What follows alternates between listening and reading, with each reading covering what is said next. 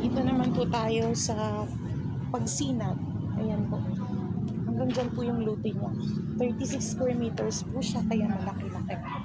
Naka-sliding window na din po siya. Po yung loob. Yung CR, ginagawa ko po yung bago na. CR po yan, nandito lang po CR niya. May ganyan na. Pag mo, ganyan na talaga. Kung baga kailangan mo kapapintura. Tapos, kaya may mga kailangan ko na lang yung mga kulang doon.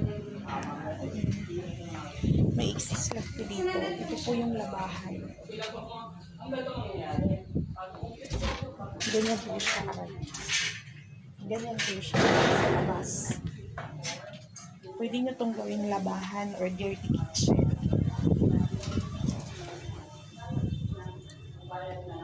$36 square meters floor and Transfer Gcash.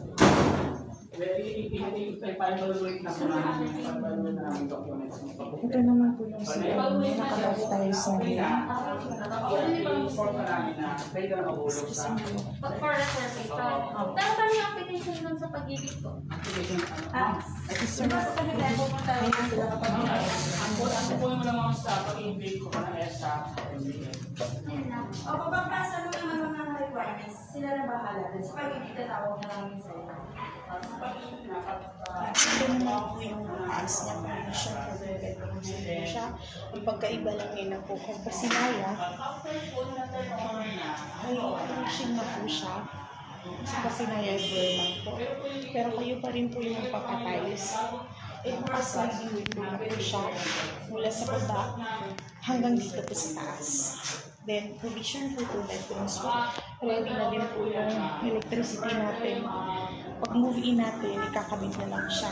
Doon po, 10K natin.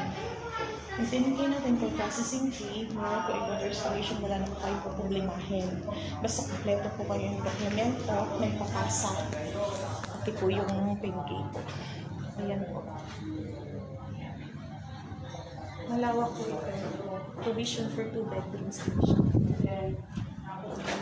So, dyan. Naka-astrofoil din po siya.